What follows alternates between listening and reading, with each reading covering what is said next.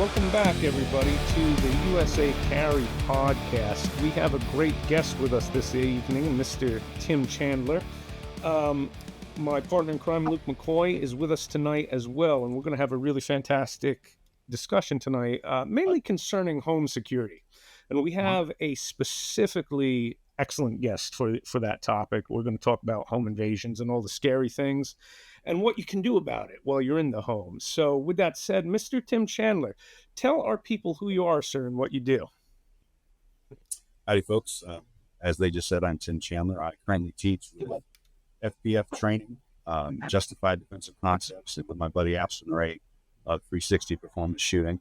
And occasionally you'll find me helping Tom Gibbons present some of his course content. And that's it. I'm not looking for any more jobs at the moment. My schedule's full. Okay. I've been training seriously with firearms for more than 20 years. I hold literally all of the Range Master certifications. In addition, I have Cowan's Red Dot instructor certification.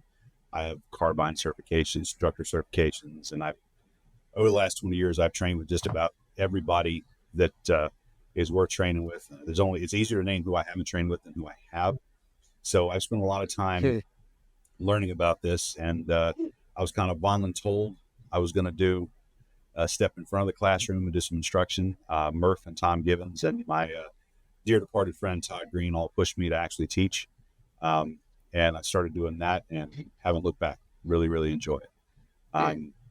Helping people through what's probably the worst day of their life it's a frightful thing to have in your hands. But if you approach it properly, when somebody comes back and after they've been through something awful and they say, I could hear your voice in my head telling me what to do as I got through it. That's a humbling experience. It's not really a job. It's more of a calling if you're doing this properly. And that's kind of how I try and treat it. Having found that calling, I have no intention to stop anytime soon. Okay, excellent. Makes sense? Absolutely. And I'll reemphasize the bit about being a training junkie, because I believe I first met you in a class somewhere, and we've run into each other here and there in different classes. I also knew the great Todd Lewis Green. I know you were good friends with him, who unfortunately left a real gap, in this community. I never got to actually take his class. By the time I knew him fairly well, I was seeing him at the range a lot, and he was already sick by that point. But an amazing guy. So you come from like a really great legacy there, Tim, with the gentleman that you've worked with in this sphere. So concerning the training that you do, and again, I'll explain to our audience that you do training on a lot of things. So we'll get into talking about shotguns, which is a particular specialty.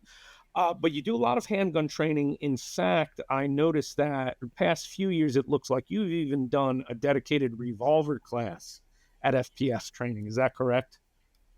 We have indeed.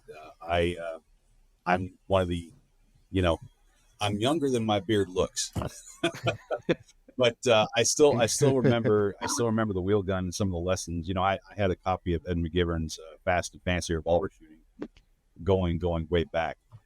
So I didn't grow up in the revolver era. I kind of came to when nobody wanted revolvers and you could buy Smith & Wesson Model 19s for $125 because the gun store just couldn't move them. Imagine. So I bought a lot of Smith & Wesson revolvers then because everybody wanted semi-automatics. They wanted Glocks specifically because 1911s were worthless, which is funny because now everybody's got a 2011 with a red dot and it's a mess. But yeah, I'm one of the few who actually understands what revolvers are good at, I think. And I'm not an old head, but I'm not a young one either. I'm kind of that in between, typical late Gen Xer, right? Completely overlooked generation, right? So yeah, we teach revolver, and I teach revolver and shotgun. So I'm something of a specialist in antiquated systems that have no relevance in modern society. Yeah, there you go. Well, speaking of which, before we dig into the meat of it, I actually want to pick your brain about that. So in the past few years, there's been a resurgence in popularity for the revolver. The same thing could be said, I think, for the shotgun. Maybe that goes back a few years more. Sure. I actually wrote an article on Reflex Handgun about the resurgence in the revolvers, and it got good traction. It was in a lot of places, and one of the things I said in that article was when I started that blog in, I want to say 2017, I was doing a whole bunch of revolver content because I had just bought a Ruger SP101. I don't really use it anymore, but loved it. Like for a real small frame, but it's really heavy. Absolutely love the way it shot. Using it all the time, training with that and the LCR. Like nobody cared. Nobody read anything about revolvers. Nobody cared. And I guess I was just too early to the party. I should have tried to stay in the party for longer. So it seems now, though, what I just found from just the traction certain writing on certain topics even gets is all of a sudden, past few years, people are a bit more interested in revolvers. Is that just because everybody now is tired of Glocks, sort of like with the AR-15 fatigue, and everybody went to lever guns, or is it that we have enough new people in the fold, Tim, that the revolver is a great gateway gun? What's going on there, do you think? So, Tom Gibbons, who's a much wiser man than I will ever be, said that everything runs in about a 20-year cycle. Right. And I'm just now old enough to have seen the completion of my first cycle. Because when I first got into this, it was, people were carrying J frames and, there was a 1911 versus Glock thing going on. And now we're dealing, it was point shooting, et cetera. And so you're seeing a lot of this stuff come around. People, they are kind of tired because, what was the standout at SHOT Show this past year? What was the standout product that made all the splash? The lever, Bingo. the 30, J the frame Smith & Wesson revolvers. Now, if lever I'd have action told gun. you, Right, 10 years ago, revolvers, 10 years from now, not only will Donald Trump have been president, which blows my mind still, but that the biggest news you're going to hear coming out of SHOT Show is J frame revolvers. Chambered in 32. Yeah, that's what kills me. Yeah. 32. Yeah. People would have thought you were high on scissor or something, right? Yep. But so, it's new, it's novel, it's interesting. The fact is that there are some things the revolver does really, really well. And as we've had more experience with more and more people I think probably today there are more people carrying guns than at any point in our history up until, before World War I. Before then, it was dead common for everybody to have a gun. My great-grandmother carried a gun every day of her life because there was no 911. There were dogs, there were brigands, there were all kinds of problems. You handled it yourself. So you're seeing more and more people carry in more and more circumstances. And as difficult as the little J frame can be to deal with, it still fits a niche better than just about anything else. And it has advantages to it. If you look at video, we now have great lapel cam videos of police shootings. You will look at that and you will see that full-size duty guns are coming out of police holsters and they are malfunctioning on a regular basis. They're encountering stoppages on a consistent basis. And almost always that's happening because people are drawing in a hurry with their life on the line to a bad grip. Well, a revolver doesn't have much ammo in it, but as long as you can cycle the trigger, it'll work. Right? Whereas your typical semi-automatic, if you're even a duty automatic, if you're drawing to a bad grip, it doesn't work all that good. So there's some legitimate advantages to a revolver, especially for something like concealed carry, where you're not standing there in a nice set-up position, nodding and waiting for the beat. You're got an armful of groceries, and then all of a sudden, 2 seconds later, you're in a fight for your life, right? You see people draw guns from concealment in real self-defense. You see shirts are coming out, guns are coming out clothed in shirts. You're seeing digits behind the slide, stopping slides from functioning. For a lot of people, if you take the capacity thing and put it on the side for a second, for a lot of people who frankly are not practicing with the guns that they're carrying because, not everybody's trying to be a GM and USPSA, a revolver that will get through 5 or 6 rounds, no matter how you're holding it, has a lot to commend it. you're not cycling, you're not getting setback because you're cycling rounds in and out of the chamber all the time, like a lot of people do. So they come home, they unload the gun, they reload the same 2 rounds, right? I've got a great collection of pictures of bullets with incredible setback. Right. If you've got a revolver, you're not doing that, Right. right? So for your typical person, a gun that literally, if you could get them a good, reliable revolver with ammunition it liked, and you could hand it to them in a holster that it never left until break in case of emergency happened, they would probably be better served by that than a lot of the things that they're actually carrying. Capacity is a thing, but if you can get through 5 or 6 rounds reliably, because the gun's not going to choke because you have a bad grip on it. And what's everybody carrying? You know, they're not carrying Glock 17s. They're carrying SIG 365s or Kimber Solos or whatever other, these little tiny micro 9mm that are super sensitive about how you maintain them. They got to have a good recoil spring. They got to have a magazine spring. They need to be properly lubricated. Whereas a revolver, if you just feed it ammo that it's okay with, odds are it'll get through whatever's in the cylinder. That may be all it does, but it'll get through it. Whereas a lot of semi-autos, it's 1 or 2, and now you have a stoppage to worry about. So there are legit reasons why the revolver is coming back. It's not just that people are bored of Glocks, because they are. I mean, you can see that. Right. We got to a point where everybody was doing the most unspeakably ridiculous things to their Glocks, and then the Glock sort of disappeared, and now we're all doing 2011s because that's a thing. If you're into that sort of thing, more power to you. But it's kind of funny watching the cycle on that turn. But it's not just that. It's also that there are some things a revolver legitimately does better than a semi-auto when it comes to the specific niche of close range, self-defense, front concealment, which just happens to be where the vast majority of people live. Yeah. Right? Yeah. I don't want a J-frame to be my primary, but there are times where it makes more sense than anything else I've got. You know, and what you point out about the reliability issue, I think a lot of people don't realize how much more pressing that is with the really small autoloaders. Because I can tell you that essentially what made me a J-frame LCR, you know, small frame, lightweight revolver, essentially, for dedicated deep concealment, I have always been a revolver guy because my experience, and I readily admit maybe I should circle back and look into things again because I know a lot has changed and improved.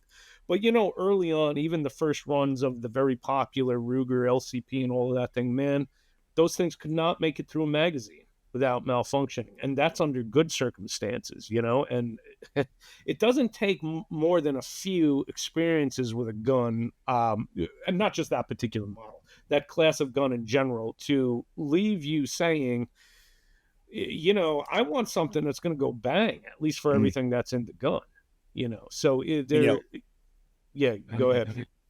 The last 20 years of formal firearms training, I have seen lots and lots of very small guns come to class. And I have seen this exact thing over and over and over again.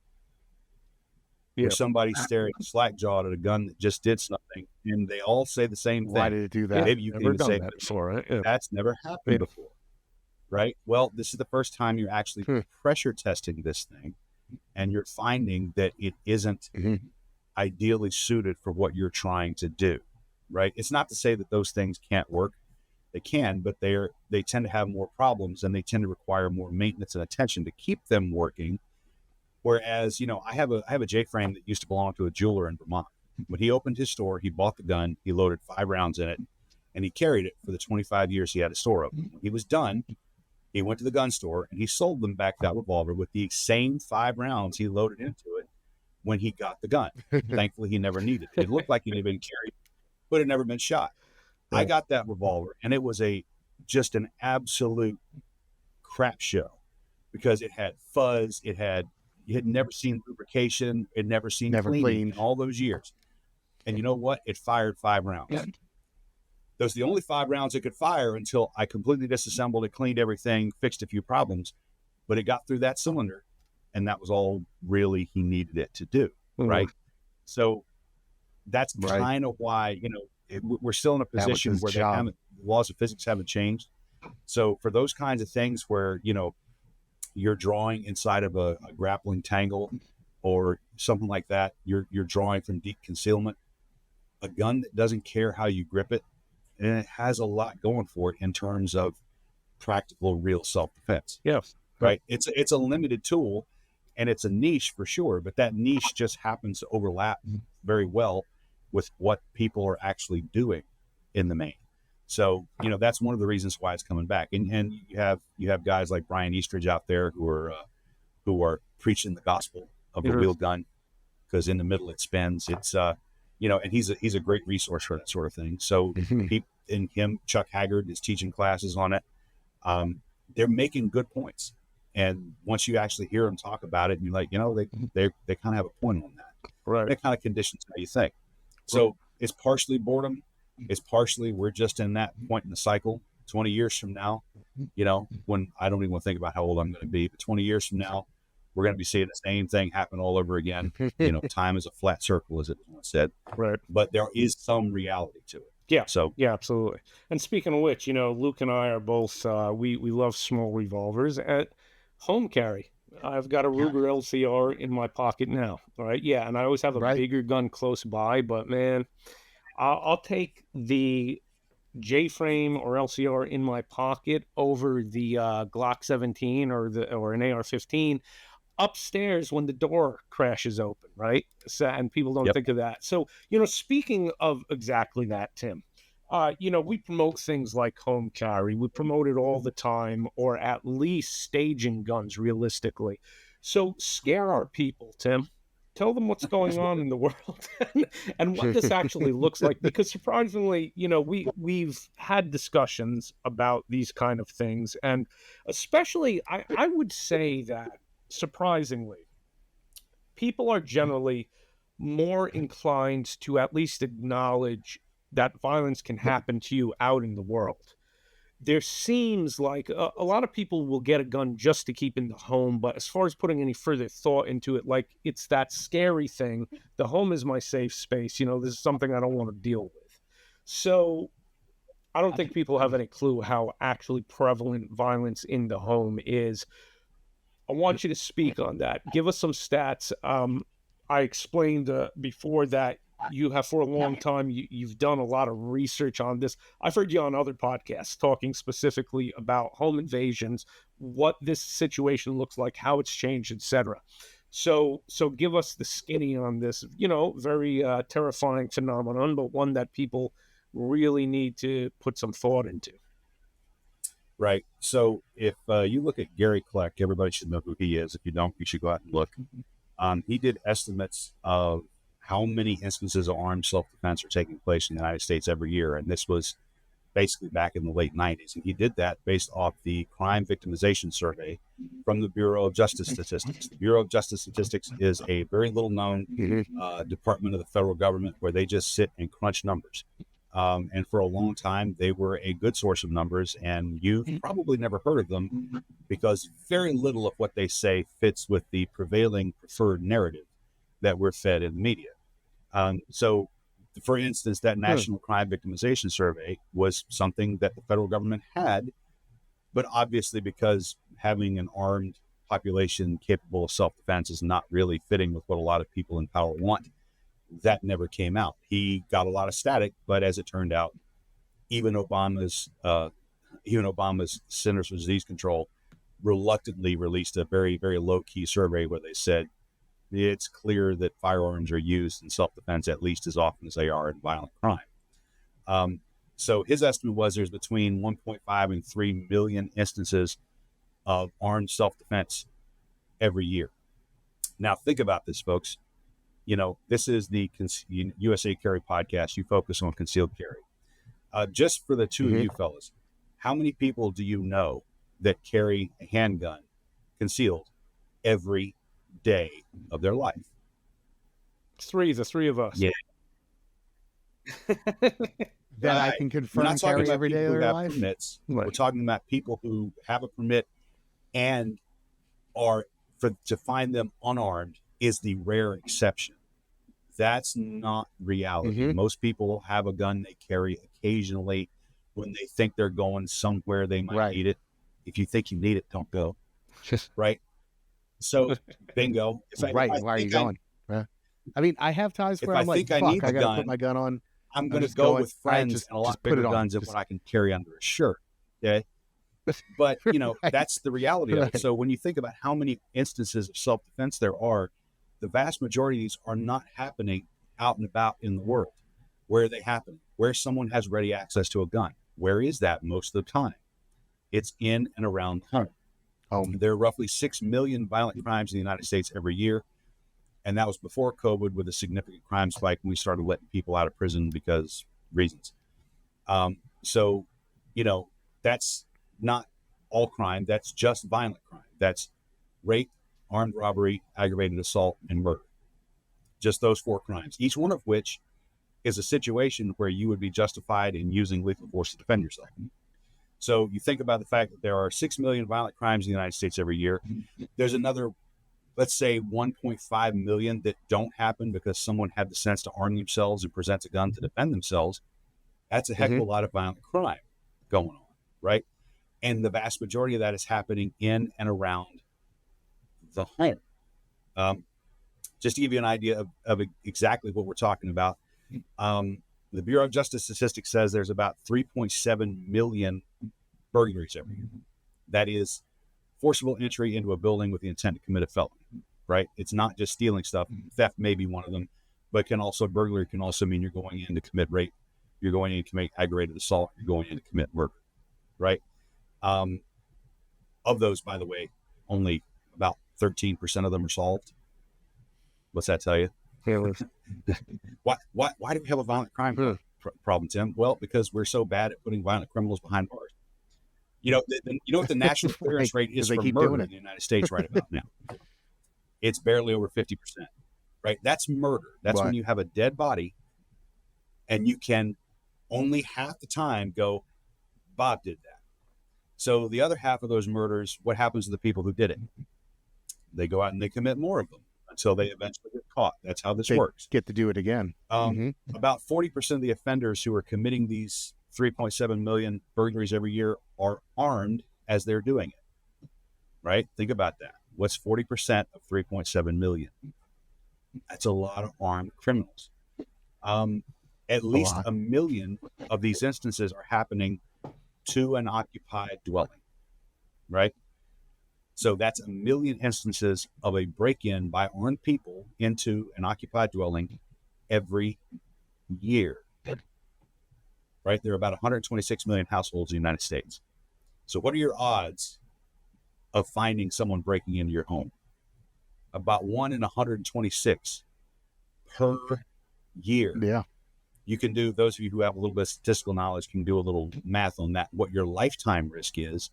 And you start to understand this is not a matter of if, it's a matter of when.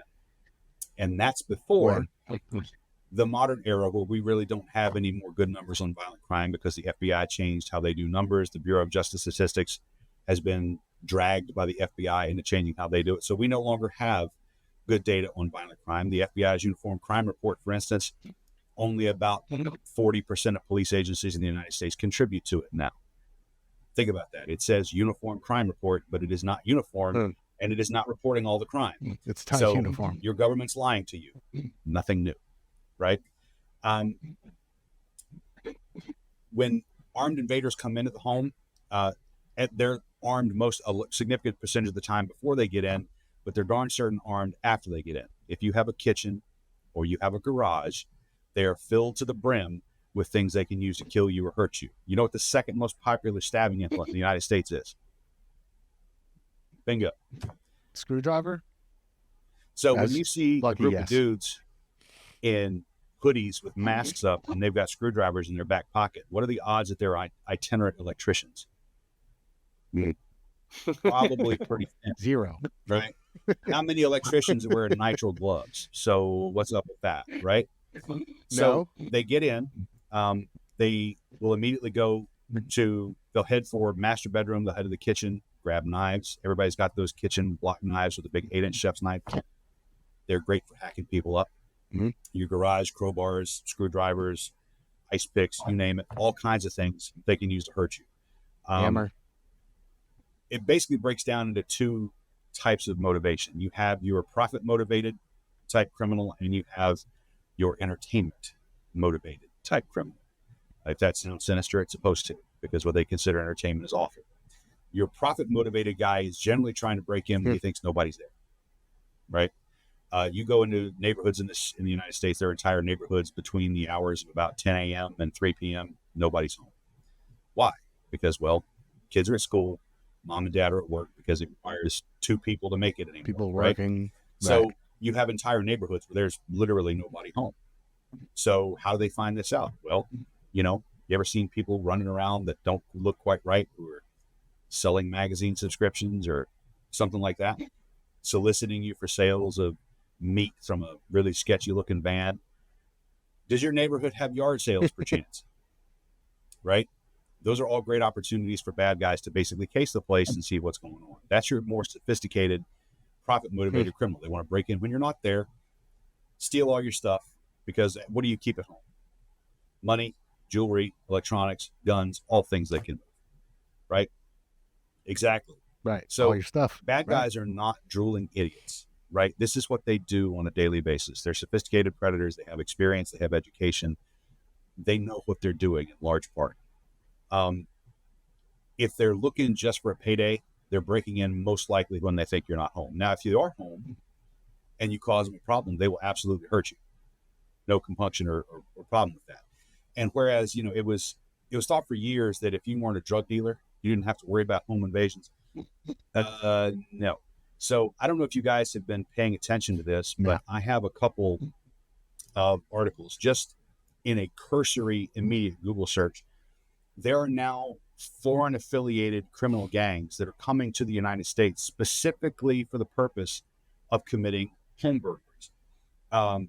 Chile, Guatemala, various other places, points south. They've showed up in San Diego. They've showed up in Glendale. They've shown up in Nashville. They've shown up in Evansville, Washington. They've shown up in Illinois. They've shown up outside in the suburbs of Detroit. They call it burglary tourism. If you just look up that term, you'll see what Tim's talking about. Yeah, exactly. Huh. It's made possible because of our porous southern border, and not everyone who's coming over is just a hardworking individual looking for a better future. There are also a bunch of people looking for basically to pillage, right? These guys are not dumbasses. They are sophisticated criminal gangs, criminal networks. They identify, and this isn't happening in just any neighborhood. When I was in Nashville back in December, it was happening in one of the wealthier suburbs just outside of Nashville. They knew where they were going. They have Google Earth, folks. They can pull stuff up. They can pull up Zillow. They can look at the net worth and the typical selling point of a house. And if I go to your neighborhood and I look at your house, I can have a good deduction about how much you make, what kind of possessions you have, what kind of work schedule you have, probably where your kids go to school, probably where you do your growth. I can determine a lot of things just by going to your neighborhood and just looking around. How can I do that? I could have a guy stand in front of a yard or on a sidewalk with a surveyor's setup where high vis vest, who's going to question me? Right? So these are sophisticated individuals who know what they're doing. They can be extremely dangerous if you run into them. But the vast majority of those guys are trying to do things when you're not there. If they run into you while you are there, it can be a serious problem. The next set are the people who are breaking in when they know for certain that you're there. Those are the guys you want to worry about most, because those are the people who are not just looking for a payday. They're looking for whatever they can get. On other podcasts, I have talked about the Pettit murders, and I will refrain from doing that tonight because I don't feel like getting sick to my stomach as I do every time I discuss that. But if you want to know what that looks like, these people break in not just looking for a payday, but there's a significant payday to be there. So how many of you out there in internet land, you have one of these, right? And you don't have to raise your hands on this, folks. We can see you through the internet. But how many of you do naughty things like you do banking and you check your retirement accounts and your investment accounts on these? So if someone can get a hold of you and this, they can't take hundreds from you. They can take thousands or tens of thousands from you using Cash App on their phone, which is a burner phone, and it's going into accounts where it's all moved away anyway because they're part of an organized effort. So there's all the incentive in the world to break into your house with you and your family there to make you unlock this and give up a lot, right? And then once they've gotten paid, well, what other entertainments can they find? That's why I'd encourage you to look at what happened to Michaela and Haley Pettit, right? To quote William April, if you don't know who William April is, you should Google him. You never know what bizarre and horrifying urge you can satisfy for a violent criminal. If there are armed men who have forced their way inside your home and they have control of the space and of the people of it, it gets real dark real quick. You cannot allow that to happen. So hopefully by now you have some understanding of how prevalent these things are. There's way more of this happening than your government officials would like you to believe, or especially media types would like you to believe. And, you know, I don't know of a single police department right now that is actually at full staffing.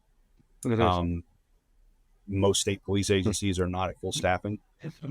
And even if they are at full staffing, you know, if you're in an area like, you know, near where I am, some of the counties, there are 4 deputies maybe working at night. You call 911 for a home invasion call, it'll take you 20, 30 minutes to see any blue lights show up. You are on your own. I actually looked, Loudoun County, Virginia. You may not know where that is, but it's one of the richest zip codes in the United States. You know, I think it's right next to, say, Orange County, in California. It's where a lot of the elites from the DC area live, from the seat of the empire live. They, in 2015, they put out the response time to priority 1 calls, which is life is on the line kind of calls. The shortest time from their most urban station was 8 minutes. 8 minutes. It takes less than 1 minute for your typical home invader to actually enter the house. Now that's 8 minutes for when they're dispatched. That means somebody has to see something happening. They have to call the 911 call center, communicate what's going on to the 911 call center. The 911 call center then transfers that to a police dispatcher, and the police dispatcher then has to round up someone who is available to respond to the call. By the way, Loudoun County also has approximately, I think when I looked at it, it was like 2,000 calls for service per officer they had. Those people are pretty darn busy on a regular basis. So it's not like they're just sitting there playing tiddlywinks with nothing else to do. They're handling accidents, they're handling medical emergencies, they're handling break-ins, they're handling speed enforcement, they're handling all kinds of things at the same time. So it'll take you a while to get there. By the way, your 911 call center, folks, did you know they have a certain number of lines in? How many lines in does your 911 call center have? Do you know? Do you know you can call 911 and be put on hold? I don't. Do you know you can call 911 and be hung up on while they try and transfer you to the appropriate place? These are all things that people said I was nuts. My brother actually encountered a situation where he was calling in a house fire as he was going to work one morning, and the first time he called 911, they tried to transfer him and they hung up on him accidentally. And he called me after it all happened. He said, everything you said was right. He said, I never thought I'd call 911 and be put on hold or be disconnected, but it happened. Yeah, that's what happens. Right. And that's if they can get to where you're at, so when one of these things goes down, you are entirely on your own. You are almost always outnumbered. You are almost always outgunned, as in there are more weapons among them than you have on you. So that's where you're at, right? How do they get in? Ruse is a very popular one. I have lots and lots of videos of guys pretending to be delivery drivers. I have a few of them pretending to be police officers. Right. Pretending to be somebody selling magazines. The woman in trouble is a good one. Comes up, pounds on your door. Woman with a child in trouble, you open your door to deal with her, and then a stream of dudes comes right by them, and now you're involved in a fight to the death in your foyer. So this is a thing that happens. Incidentally, that's why I'm kind of a fan of the shotgun, because if you're outnumbered and outgunned, shotgun's a pretty good thing to have on your side. But for those of you who this is a concealed carry, it's mainly handgun phenomenon. How paranoid do you have to be to carry it home?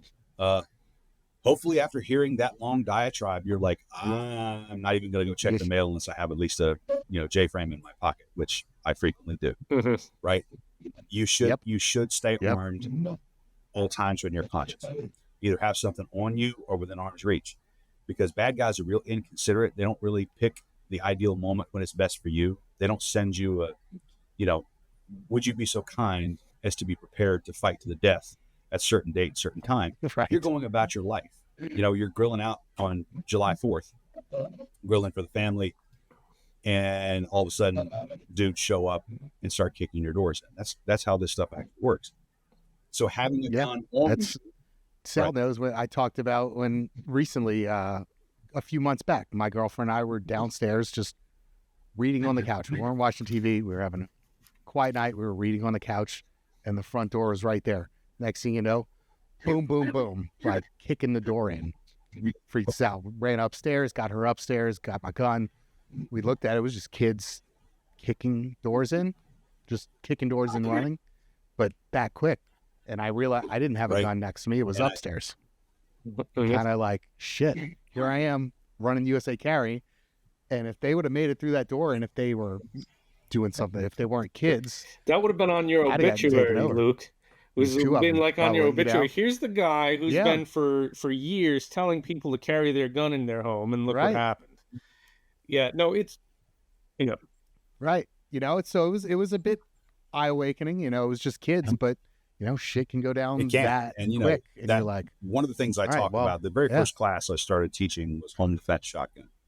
And that class is not just here's a shotgun, here's how you use it, but I spend a lot of time talking about the realities of home defense, specifically because unlike any other environment we're dealing with, the home is the one place where we can sort of set the field up to our advantage, right? We have complete control of the space.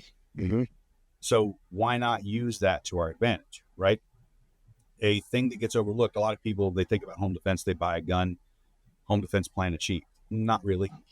Having a gun it's a tool, right? It's like if you buy a torque wrench is a very valuable tool. It can do a lot for you. It doesn't do much when you have a flat tire, right? It's a very limited tool. In its place, it works, but it's not the whole, I don't have a torque wrench and wave it at my car and suddenly my transmission works again. It doesn't work like that. Same thing is true of home defense. The shotgun, handgun, whatever gun you got is a good tool for a specific part of the home defense problem. That's when the borders are in the house, but it would be much more to your advantage if they never got in the first place.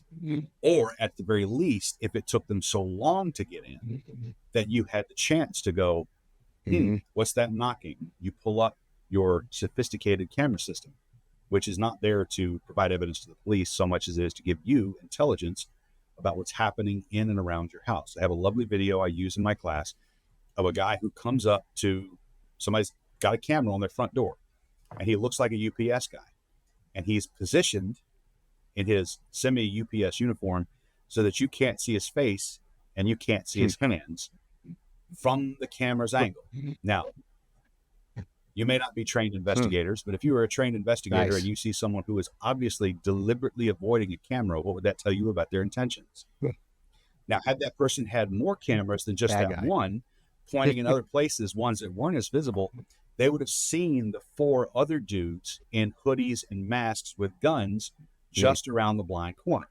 So our homeowner comes up, opens the door, UPS guy pulls a gun out of his pocket, immediately transfers into the doorway, and then it's a cavalcade like a clown car of armed thugs coming in after. Just all in. Had he had a camera system to give him intelligence about what was happening in the parts of his house he couldn't see, he probably wouldn't have opened that door in the first place. So, in talking about the concept of home defense, if at all possible, I want to keep them out of the house, because dudes who are outside of your house beats the daylights out of dudes inside your house that you have to shoot, right? Any day you don't have to use your AK is a good day. Let's try and make that happen at home. We can harden our home using door armoring kits, upgrading our hardware. If you buy a typical house in the United States and you go look at it, and you look at the doorknobs and the bolts and stuff that they use, there's really, really tiny screws holding all that just basically into the trim pieces of your doorway. And almost all the doorways have these lovely little lighting effects on them. They have pieces of glass in them, which, it's pretty and it lets the light in. It also lets anybody who has a hammer or a rock or a gun in too, right? Let's maybe not do that. Let's maybe make the doorway unfriendly, because if you're my friend, I'm not worried about my doorway being terribly friendly for you. And if you're not, who cares? Go away. Right? So you can do things like up-armoring your door, your typical locks and doorknobs and so forth they put in are contractor grade. You can go to Lowe's and take a look at those and see how much they cost. Those things bump. If you look at them funny, bumping is a term for using a rake to actually, they can just rake it, turn the knob and walk right in. So you can upgrade your doors. You can upgrade your door jambs. You can upgrade the door hardware. You can put door armoring kits on. All of this will not keep someone out, but it will make it much more difficult for them to get in. This has a number of advantages. The longer it takes for them to get in, the more chance you have to get up, get your wits about you, get armed, and get prepared for what you might have to do next. The more difficult it is for them to get in, the less likely it is that they're going to persist in trying to get in. At a certain point, it gets hard enough that most of them are like, screw it. There's easier scores than this. And most importantly, the harder they have to work to get in, the more it looks to average Joe and average Jane like their intentions were malign from the start. If someone forces their way, the police arrive on the scene and they find your door busted in half with your door armoring from the sheet steel busted in. It's pretty clear that they weren't trying to get in there to sell you insurance, tell you about Jesus, or give you some Girl Scout cookies, isn't it? They had some evil intent. That's the only reason they would reasonably be doing that. And if someone's going through that much effort to force their way into your house, is it reasonable for you to believe that they mean awful things for you and your family? Hell yeah, it is. So it makes the argument to the jury. When the crime scene photos come out and the public is exposed to the narrative is going to be, look at your house that looks like it was invaded by a hostile orc army. Well, guess what? That's about what happened. And people will look at that and go, I'd have done the same thing. Right.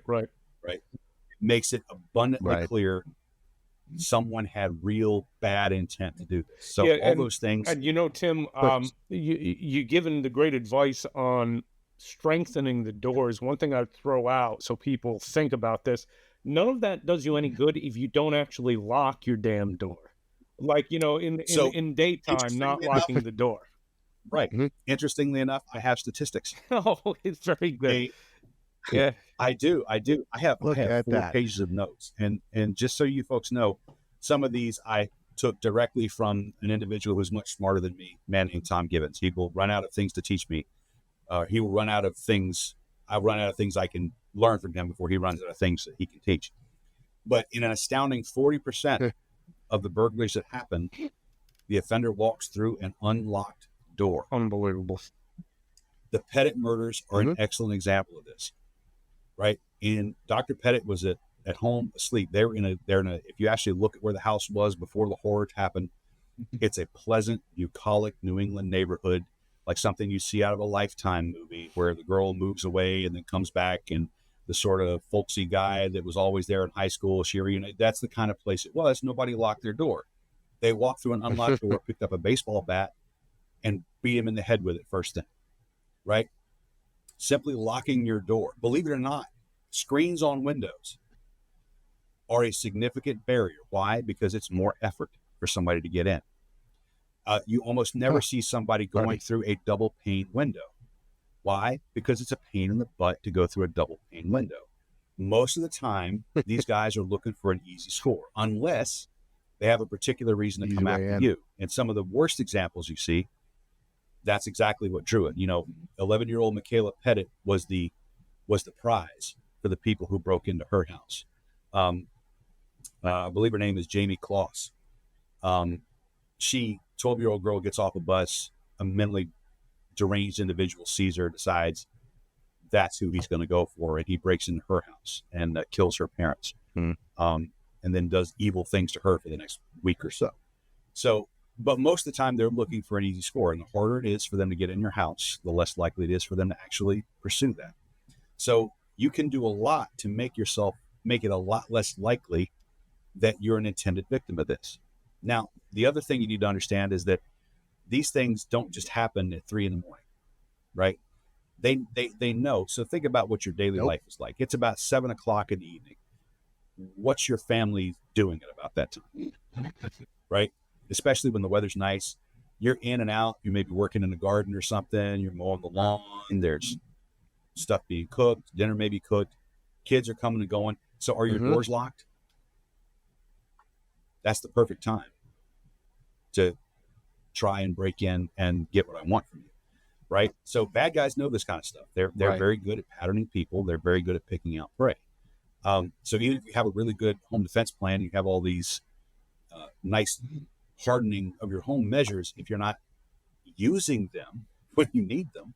Now, that doesn't mean you run around and lock yourself out of your own house all the time, but it does mean if you're not coming in and out and you know it, lock the door, right? If all the people are inside the house, lock the darn door.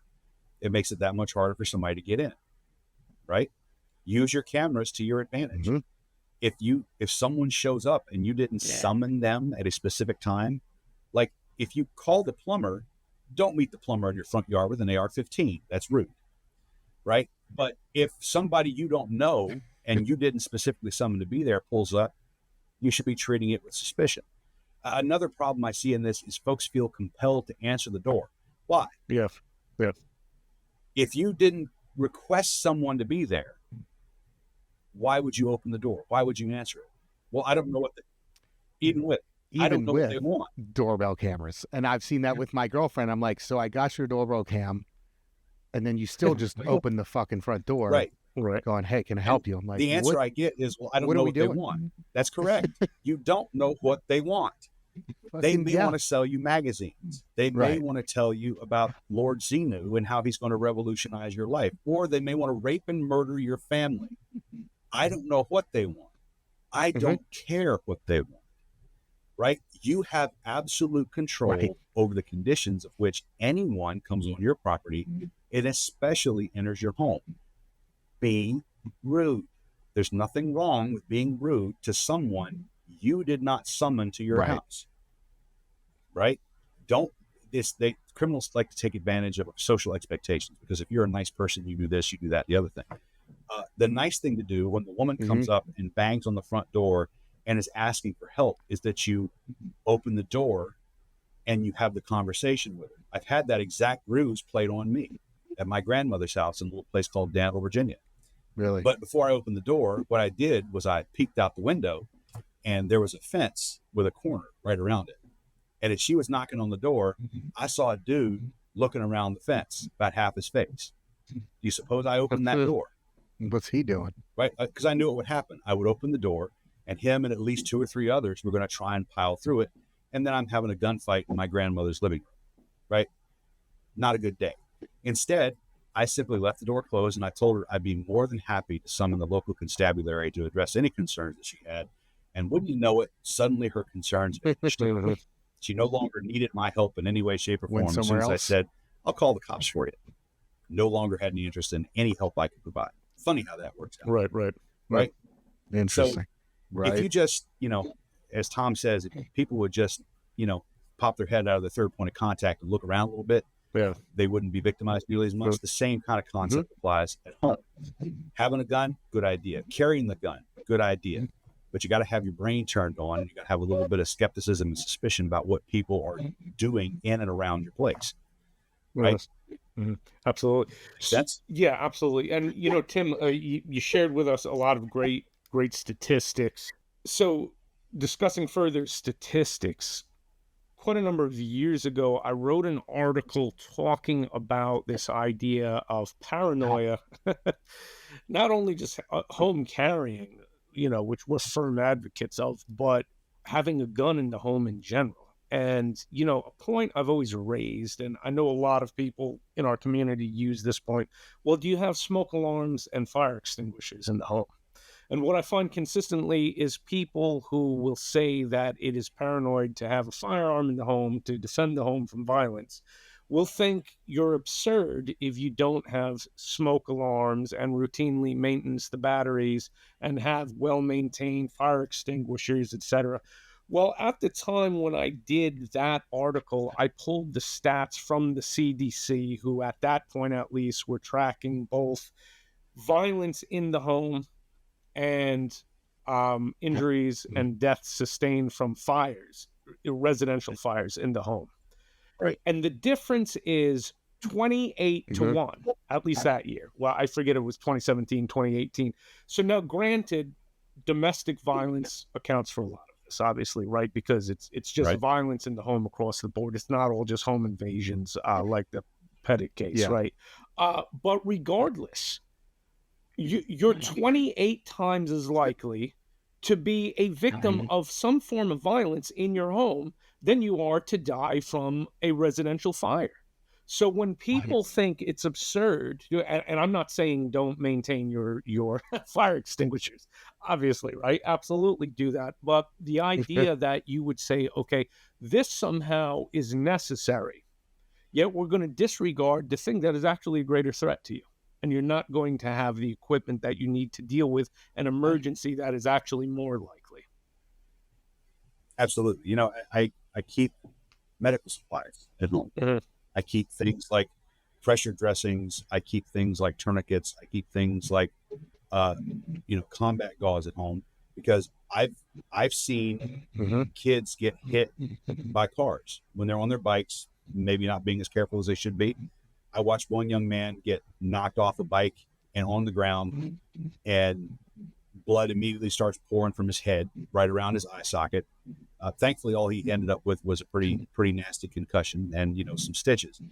But in that moment, when we called 911 and said, hey, I've got a kid here who can't remember his own name, who's bleeding profusely from his head, clear evidence of a concussion, we could use an ambulance about now. It took them 3 tries. We could hear them everywhere except where we were, because we're in a good neighborhood. You know what living in a good neighborhood means? It means that 911 doesn't show up there very often, so they don't know where stuff is. Right. So they don't know where you are. So the fact that I could, apply some gauze to him and get him calmed down and take care of him, make sure he was stabilized, that was just good life skills to have, right? I've needed a fire extinguisher within the last 6 weeks at home. I come home one day and, hey, there's a bunch of smoke emitting from the stove, because it turns out the heating element in it shorted out and was just burning to beat the band. Fantastic. Just, you love to see it. When you're walking in, you get to pull in, you're like, why is there smoke coming from around the front door? Oh God, oh God, oh God, right? So thankfully that's all that was, but having the fire extinguisher was handy. Violence happens, the general prevalence of violence is way higher than anyone would like to admit. Right. I hear this all the time, that the odds that you'll actually need a gun to defend yourself is about 1 in a million. No. It's, for adults in the United States, is closer to 1 in 30 per year. That's per year. Think about this. How many violent crimes did I say there were in the United States every year? About 6 million. There's another 1.5 million that are frustrated by somebody having the sense to arm themselves. That's about 7.5 to 8 million violent crimes in the United States every year. Most of those are happening to adults. Thankfully, they're not happening to children. So if we factor children out for the most part, what does that mean for your lifetime odds? Right? In a single year, 1 in 30, 1 in 40. How many years are you going to live? You can start to see how that it becomes. It's not right. It's not a when. It's not an if. It's a when. If you treat it like that and you prepare for that, right? I live as boring a life as you could possibly imagine. I'm a former Sunday school teacher, for God's sake, right? I don't go to bars with loose women, consulting prostitutes, looking for drugs, none of that stuff. I'm as clean living a dude. I don't even drink, right? I think you can count how many. Exactly. Hanging out with me is a buzzkill, because the only thing I know is gun stuff, how many times the government lies to you, and the Bible. That's it. That's all I know, and some car stuff, right? So I'm a completely boring hang if we're not talking about that other stuff. And yet, in a rural place where there are more cows than there are people, me and Brett Harnish were standing on a range one day, and a dude drove by and emptied a freaking 1911 at us, just completely out of the blue.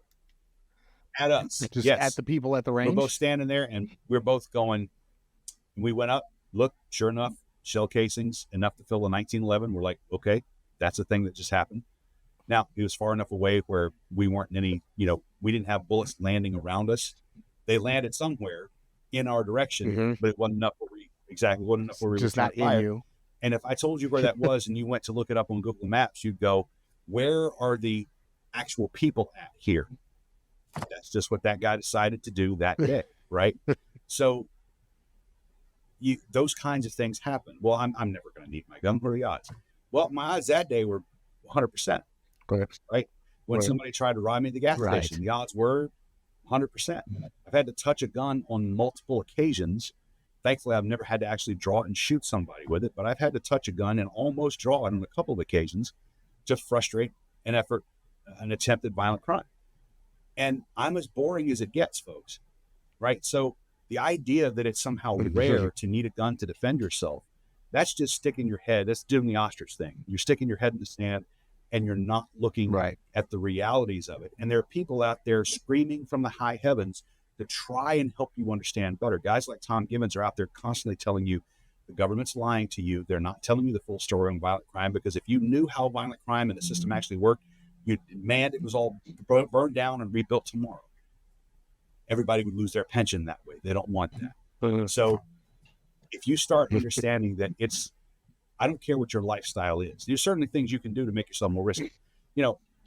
Start using drugs, start using prostitutes, run at 10 o'clock at night in Memphis with $100 bills hanging out your pocket. You get all the violence you want. But even if you're living clean and you're minding your own business, what did the Pettits do that brought that on them? You know what their crime was, what they did that made them in such they had the audacity. They had the unmitigated temerity to shop at a grocery store and were followed home by violent, psychopathic, sadosexual criminals. That's all it takes. They just liked the look of her 11-year-old little girl and went, that one. That's all it takes. Right? So don't think that you want to think that your home's your castle and it's nice and safe but guess what? Your home's where everything valuable is. Right? Your home's where everything valuable is. Right. If someone wants what's valuable, where are they going to go? I'd much rather get you home. Right. Because you know what? It's a lot harder. I can get a couple $100 from you at the ATM, or I can get everything in your savings account and your daughter at your home, which is more appealing to me as a violent criminal. Right. Remember their motivation for doing this. It's not just to get paid. They get a sense of accomplishment, fulfillment, and power from victimizing you and your family. This gets them off. It literally trips their trigger, folks. You should listen to what William April has to say about this. He has some bone-chilling things to tell you about the mindset of the people who do this. They're not here just to get paid. They're here to do the most unspeakably evil things to you and your family, because that's what brings them pleasure and fulfillment. You know how you felt, think about something difficult you did in your life, like completing a difficult degree program, starting a business, buying your first house, seeing your kids through to college, something like that. Think of how you felt when you accomplished that big, difficult thing that you thought, I don't know if I can actually do this. The sense of accomplishment and fulfillment you felt. That's how they feel when they cave somebody's head in with a shovel, right? That's who you're going to have to be engaged in violence with, right? When I trained with Mas Ayub in his MAG 20 program, he said something that I immediately rejected because I didn't like the way it sounded and it hit me all wrong. And the more I've thought about it, the more I've understood how prescient what he said actually is. He said the closest analogy you can conceive of to being forced to defend yourself with lethal force is being. Think about that. This is an act someone is forcing upon you. It's not your choice. You don't get any say in this. They have decided that they're going to do it to you. Your two options are you're either going to let them or you're going to stop them. If it was up to you, this wouldn't be happening. Doesn't matter what you think. They're insisting. So if they're insisting, what are you going to do? Yeah. You could let them. I prefer to stop them. Yeah. And just another Yeah. point with that, studies clearly show that, for example, this is something men don't think about specifically, but the analogy is perfect because if somebody forces their way on you, whatever that is doing, victimizing you in whatever capacity that is, it's essentially the same thing. As far as in particular goes, studies are clear that when women fight back, and of course, armed resistance is hugely successful statistically, but even if they put up a physical fight but still lose, psychologically they deal with it much better in the aftermath than if they just let it happen. So that mindset of accepting, I'm not going to let this happen to me and mine, it plays so heavily into this, and it's all related, but if you don't have that mindset from the beginning, and that's the hardest thing to try to impart to somebody, then you're not going to have the mindset to arm yourself at home. You won't have the mindset to keep your doors locked, etc. And you just have to accept the realities of this. And you did an awesome job, Tim, with the stats. When you start going into statistics, it should be clear to people, this thing that has been said for generations, 1 in a million chance. What are you talking about, 1 in a million? If we're talking about 6 to 7 million violent crimes a year, there's like 340 million people. That's already, we're at 1 in 50 any given year. So 1 in a million, that's got to go. That's got to go, that mindset. It is not a lightning strike, black swan event. It is dead common to need a gun to defend yourself. A good way to look at this, and this comes from Tom too. He did something I was at his professional pistol craft instructor class in December. Fantastic class, as everything with Tom is. And he broke it down a way I've never heard anyone break it down before. And he said that at any given point in time in Memphis, there were about 7,000 people incarcerated inside their system. Yeah. Right. That's almost exclusively violent criminals. Right. They have so much violent crime. They're not locking people up for possession of a dime bag. They're locking people up for aggravated assault, murder, attempted. That's all they're locking people up for, because that's all they've got room for. There are another at least that many walking around breathing free air because they don't have space to house them. When you break it down, there are parts of Memphis where you have 200 plus violent criminals in a square mile. Think about it. Oh, absolutely. You look at the population of Memphis, look at how much space it actually is. And there are parts of Memphis where you have between 100 and 250 violent offenders per square mile. Is it any wonder? Is it any shock? Same. That you're going to encounter them at some point in time, right? This is people think that bad guys live somewhere else in some faraway land and don't live around here. This is a great statistic. The typical residential burglar lives within 2 miles of his target. Most crime, there are people who are doing the crime tourism thing, but they're the exception. Most of the dirt is done by somebody who lives a lot closer to you than you think. I didn't realize it's that close statistically. 100%. I just know somebody who he had guitars stolen from him about 18 months ago. He went to a guitar show in his town and found 2 of his guitars in that guitar show. Right. So what's that tell you about the dudes who broke into his storage unit and stole them? Yeah. They are local. They are next door. Local. That's the way this works. Right. These guys are not traveling massive distances to go do stuff. They wake up at 3 o'clock in the afternoon, smoke a rock, and figure out how they're going to take your shit. Yeah. That's how this works. Right. So, and if you are within striking distance of public transportation, well, guess what? Buses bring them right to your door. There's a reason why if you go to a place in Colliersville in Tennessee, which is outside of Memphis, right, they have tried to put public transportation between Memphis and Colliersville many times. You know what the citizens of Colliersville say about that every time they try it? They damn near threaten war over it because we don't need it. All you're doing is taking Memphis's problems and bringing them to bringing us. Them out. Yes. They flee Memphis at sundown specifically to avoid those problems. We don't want you bussing it over here because that's what happens. Right. So it's not at all unusual to need a gun to defend yourself. It wasn't considered unusual in our past, right? Well, we are approaching, gentlemen, I believe we have seen the least violent American society we're going to see in our lifetimes. We saw the historical low in violence in the United States. Prior to World War II, the United States was a very, very violent place, right? After World War II, what happened? Well, how many million young men were killed? How many million young men were under? We lost a lot of young men. Who commits most of the violence in society? Young men. They were committing violence in the name of God and country. They didn't have the opportunity to do as much misbehavior as they normally would have. Population was smaller. It was more rural. A lot of things were changing, right? So we saw a period of historically low violence, and then it ticked up in the late 60s and early 70s, and then it ticked right back down into the 90s. Well, guess what? That's gone. And the next 20 years, because of the policy decisions that have been made in the last, say, 5 to 10, we're going to see a lot more violent crime. So however low you thought the odds were before, and really they weren't nearly as low, hopefully, as we've demonstrated tonight, it's only going to get worse. So to quote Tom Gibbons, once again, the lesson of that is carry your bloody gun. Yeah. Yeah. Keep your doors locked and carry your gun. If you take away only two things from tonight.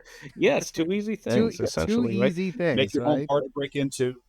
Keep your doors locked. Right. Carry your gun. Yeah.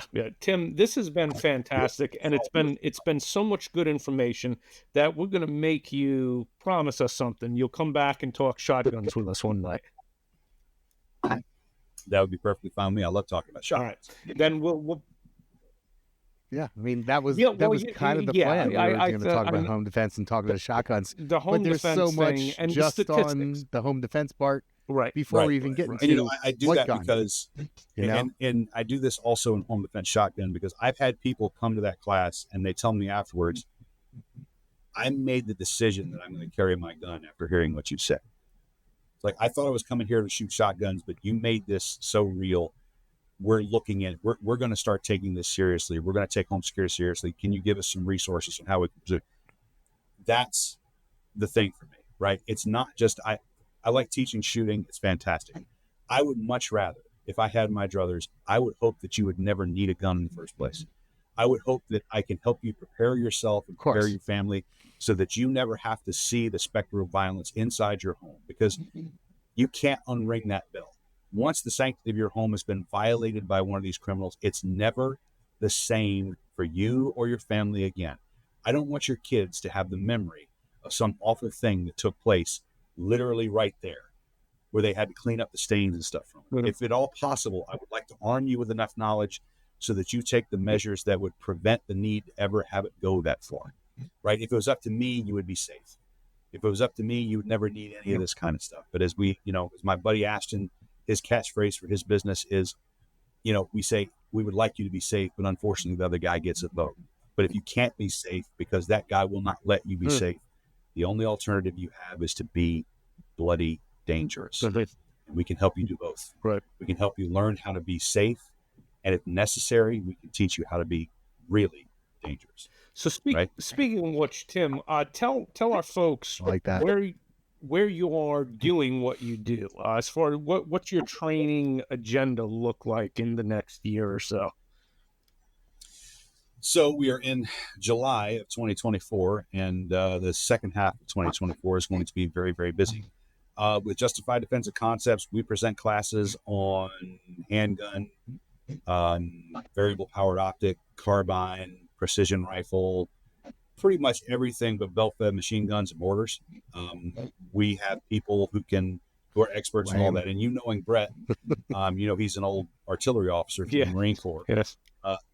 The man knows how to weaponize math. Let's just put it that way. So our VPO classes are top-notch. They've been developed with literally some of the best experts in the field. One of our instructors, Ty Cooper, is in the AMU Hall of Fame. Not just in the Army Marksmanship Unit, but in the AMU Hall of Fame, if that tells you anything about that. He's one of the people who helped develop our precision coursework and our BPO. We present that. Shotgun, I'm teaching home defense shotgun and shotgun skills with FPF training this fall. I'm also teaching the revolver class. coming this weekend, I have performance pistol with 360 performance shooting. And we have a couple of other events with that. Tom Gibbons is going to be in the Virginia area for a couple of times. He's going to be at Echo Valley in October. And he's also going to be in Richmond presenting a shotgun instructor's class in October, which Ashton and I will both be helping him with. So 360performanceshooting.com, FPFtraining.com, justifieddefensiveconcepts.com, and the social media is associated with all that. And some of the Rangemaster stuff that's over here, I'll be with that too. So if someone hasn't gotten enough of listening to me scare the pants off of them, and they want more of it in person, you have plenty of opportunities coming up. Yeah, absolutely. Absolutely. I can't thank you enough, Tim. Right. I mean, this has been, an excellent discussion, and we've done a lot of home defense stuff.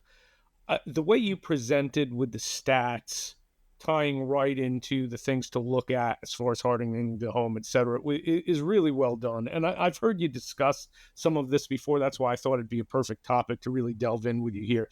So I really thank you. It's fantastic information. And yeah, that's a perfect segue to having you back on.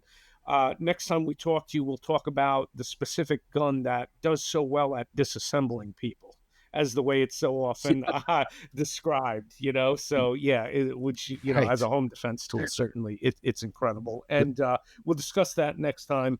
Thank you again, Luke. Anything you wanted to say before we wrap?